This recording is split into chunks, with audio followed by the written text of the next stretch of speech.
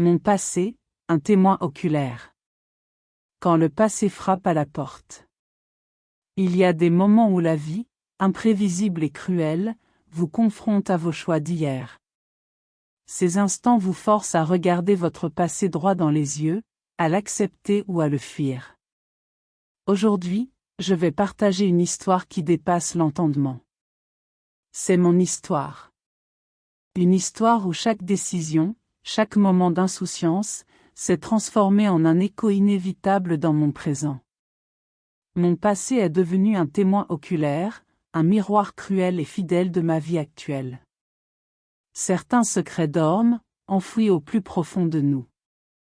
Mais il suffit d'un moment, d'un regard, ou d'une simple coïncidence pour qu'ils ressurgissent et bouleversent nos vies.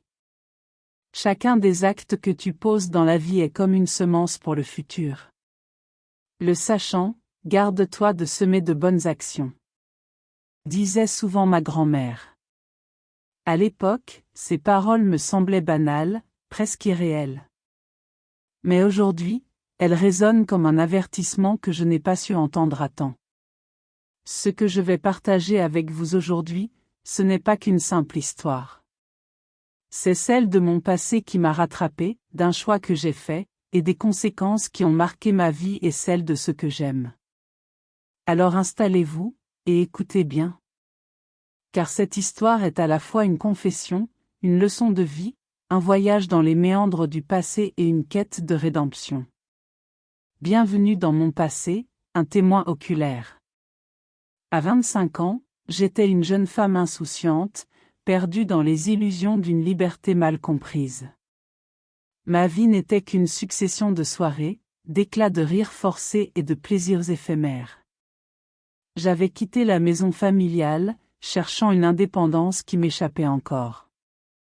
Mes amis et moi avions une routine bien rodée. Chaque week-end, nous arpentions les bars et les boîtes de nuit, cherchant des moments d'évasion. L'alcool, les cigarettes, les rencontres sans lendemain, c'était notre définition du bonheur. Mais en réalité, je fuyais quelque chose, une douleur silencieuse, une quête d'identité que je ne savais pas comment combler. Puis vint cette nuit fatidique. Un soir comme tant d'autres, mais qui allait changer ma vie. J'ai rencontré un homme. Rien de spécial, juste un inconnu parmi d'autres, avec un sourire charmeur et un tatouage distinctif sur son avant-bras gauche, les initiales RA, gravées à côté d'un cœur. Nous avons bu, nous avons ri. Et sous l'effet de l'alcool, j'ai fini dans une chambre d'hôtel. Un mois plus tard, des nausées et des vertiges m'ont conduite chez le médecin. Le verdict est tombé, j'étais enceinte. À cet instant, tout s'est effondré. Mon insouciance m'avait trahi. Je me retrouvais seule, face à une réalité que je n'avais jamais imaginée. Que faire? Quelles étaient mes options? Interrompre la grossesse? Impossible, disait le médecin. Cela mettrait votre vie en danger. Il faut dire que j'étais à ma énième interruption. Je n'étais pas seulement effrayée, j'étais paralysée. Tout ce que je savais, c'était que je ne pouvais plus continuer à vivre comme avant. À partir de ce instant, au vu de la situation, j'ai décidé de changer. Fini les fêtes, les soirées, les mauvaises influences, tout cela appartenait à une autre époque. J'ai dû abandonner mes études et chercher un emploi. De petit boulot à petit boulot, la vie m'a mené dans une épicerie. Mais travailler debout toute la journée, et enceinte, était un défi insurmontable. Par chance, un vigile m'a aidé à trouver un poste de femme de ménage chez un client régulier. C'est ainsi que j'ai rencontré Monsieur Salami Rahim. Monsieur Salami était un homme doux et attentionné, début cinquantaine, marqué par les épreuves de la vie. Sa femme l'avait quitté, lassée de ses absences répétées dues à son travail. Malgré sa solitude, il ne montrait aucun signe d'amertume. Quand il a appris ma condition et ma situation, il s'est montré incroyablement compréhensif. Il m'accorda de rester jusqu'à l'accouchement, mais il avait émis une condition, c'était la prière.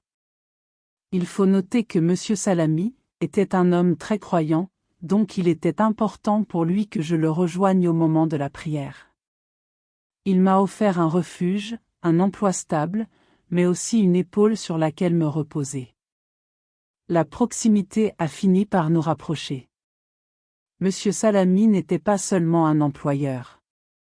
Il est devenu un pilier dans ma vie, et peu après la naissance de mon fils Ilan, il m'a encouragé à reprendre mes études qu'il a financées. Grâce à lui, j'ai obtenu mon diplôme, et 3 ans plus tard, il est devenu mon mari. Rahim a accepté Ilan comme son propre fils, lui donnant son nom et son amour inconditionnel. Comme un couple normal, j'étais de nouveau enceinte. Je mis au monde une belle petite fille qui avait les traits de son père. Rahim, très heureux de la venue de sa princesse, la prénomma Rahima.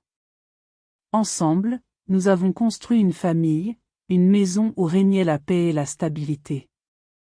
Mais la vie, toujours imprévisible, avait d'autres plans pour nous. Un jour, Rahim m'a annoncé qu'il avait retrouvé son fils, Alfie, issu d'une relation passée. Il ne l'avait jamais rencontré, car à l'époque, la famille de la mère d'Alfie avait coupé tout contact en l'envoyant à l'étranger. La nouvelle de ces retrouvailles m'a réjoui, jusqu'à ce que je voie Alfie. Alfie était charmant, cultivé, mais un détail allait attirer mon attention. Après quelques civilités et des échanges cordiaux, vint l'heure de passer à table. En se levant, Alfie a malencontreusement renversé son verre de vin. Je lui indiquai le lavabo afin qu'il puisse se nettoyer. Pendant qu'il se lavait les mains, j'ai vu un tatouage sur son avant-bras gauche. On pouvait y lire les initiales RA. Celles que je n'avais jamais oubliées. Mon esprit s'est emballé. Était-ce une coïncidence? Où était-il cet homme d'un soir qui avait changé ma vie à jamais? Les doutes me rongeaient. Je me suis gardé d'éveiller les soupçons en faisant semblant durant le souper. Mais seul Dieu sait quand un poulet transpire. Je n'étais pas bien. C'était la soirée puis ensuite la nuit, qui m'ont semblé interminables. Pour en avoir le cœur net, j'ai fait un test ADN avec le verre de vin. Le résultat était incontestable et sans appel. Alfie était le père biologique de mon fils Ilan. À la vue du résultat, je fis une baisse de pression. Car en espace d'un moment, mon monde s'effondrait. Les liens s'établissaient dans ma tête. Rahim, cet homme bon et aimant, était à la fois le père d'Alfie et le grand-père de mon propre fils. Ma fille Rahima était devenue la tante de son propre frère. Tout ce que nous avions construit reposait désormais sur une vérité insupportable. Que faire? L'étau se resserrait autour de moi, prise dans une ambiance de nuit blanche. Tout le film de ma vie défilait sous mes yeux.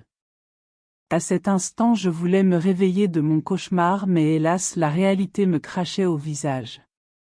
Fallait-il cacher la vérité à tous et vivre avec ce mensonge? Non, ce serait gagner du temps certes, mais la vérité, tout comme l'eau qui coule, finira par trouver son chemin. Je décidai alors d'informer Rahim et d'assumer mes actes. Comme il fallait s'y attendre, sa douleur était vive, il était déçu, et à raison. Dorénavant plus rien n'était comme avant, nous étions devenus distants. Pour noyer mon désarroi et éviter de croiser le regard de Rahim, je partageais mon temps entre le travail et l'église. Priant Dieu pour sa miséricorde, le pardon de mon époux et apaiser ma peine.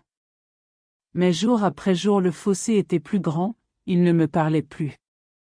En personne intelligente, on se comprend avec peu de mots. Consciente de la gravité de mes actions, j'ai finalement fait mes valises et je suis partie de la maison.